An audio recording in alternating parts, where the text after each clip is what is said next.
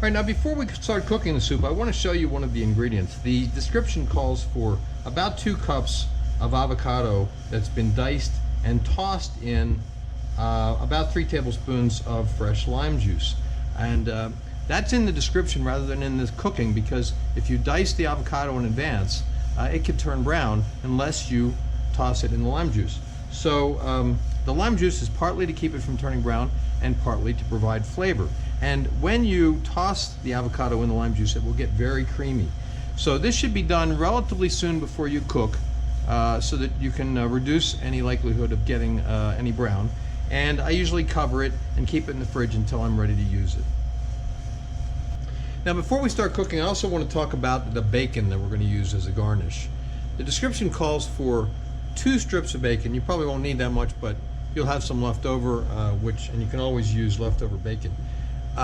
This calls for boiling the bacon, bringing the bacon to a boil, and then simmering it for about 5 minutes, and then blotting it dry, sautéing it in a sauté pan, and then blotting that dry, letting it cool, and then cutting it into little bits like this.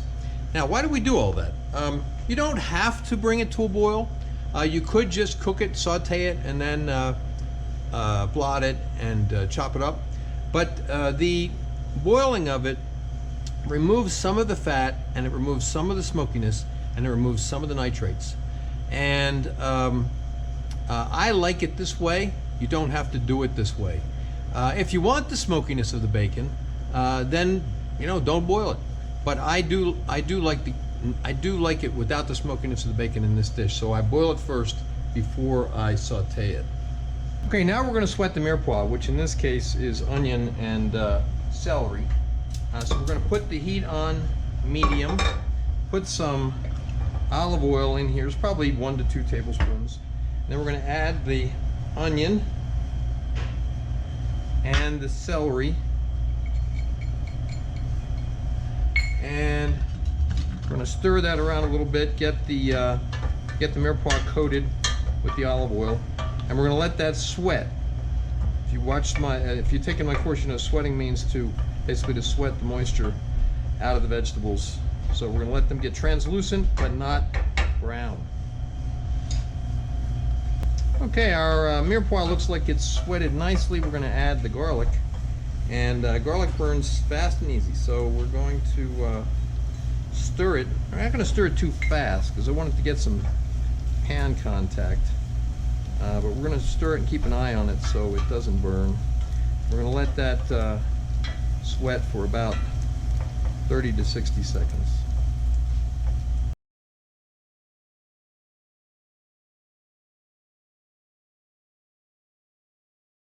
All right, now we're going to deglaze, and you can use white wine or dry vermouth, about 1/3 to 1/2 of a cup. We're going to raise the heat just a little bit, and we're going to let that reduce until it is just dry or almost wet. They're the same thing. Okay, our mirepoix is just wet or almost dry. We're going to add the apples and the stock, and we're going to add some kosher salt, just lightly. We can always adjust it later. You can always add more salt. Very hard to adjust it if you put in too much. And we're going to use some white pepper.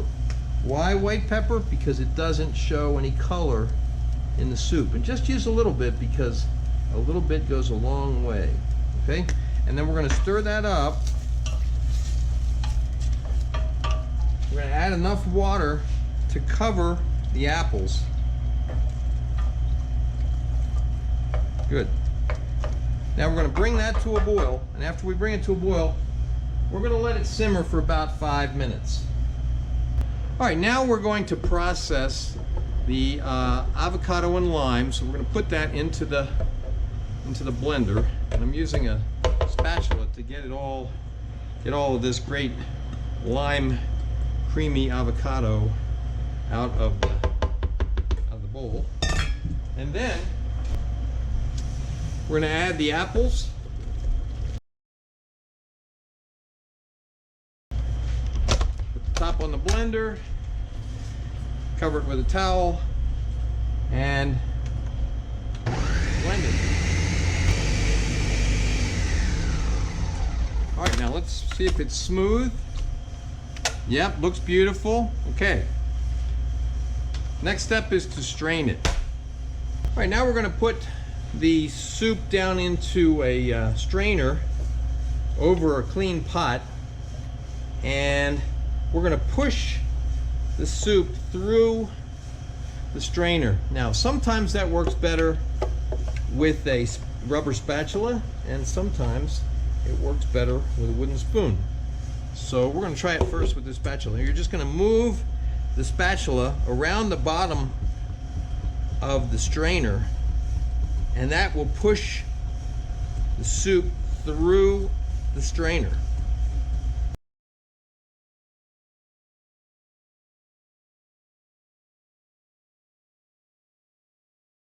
There. Now you want to rinse off your spatula so you can get the soup off the bottom of the strainer.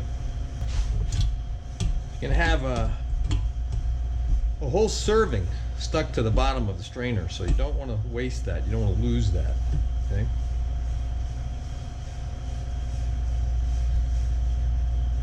Good. Okay, we have a beautiful puree of the avocado and apples, but it's too thick to be served as soup right now. So we're going to chill it first, putting it into the refrigerator covered for 1 to 2 hours until it's nice and chilled. Okay, the soup's been chilling for about 2 hours. You don't have to chill it that long. You just need to chill it until it is cold, okay, because it's served cold.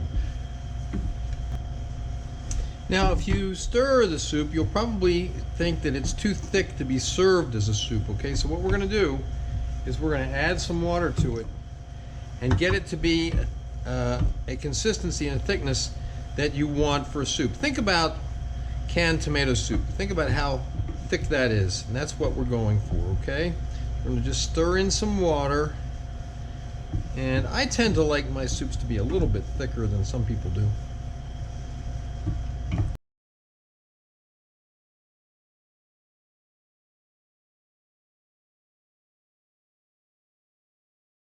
Okay, I think we have a nice consistency, nice thickness. All right, now we're going to check the seasoning and see if we need to adjust it.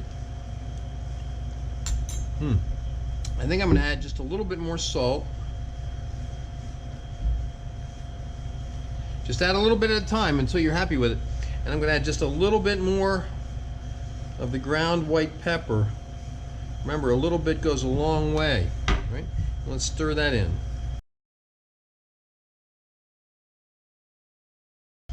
All right, let's try it again. Perfect. Okay, we're ready to plate up. All right, now we're going to plate up, and I'm serving this as a small plate, okay? So we're not using a very large amount of it. So I'm putting it into a small bowl and then garnishing with a couple of slices, thinly sliced cherry tomato, and then a little bit of the bacon,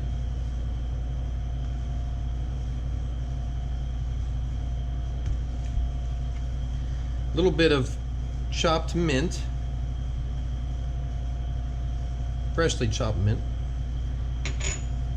and then a couple of drops of balsamic vinegar. I use a good balsamic vinegar. There we go. And there we have it. That is Applecado Soup. You can see photos of the final dish at my Instagram, which is @Chef's Apprentice Cook Like a Pro. Please remember to subscribe to my channel, and thanks for watching.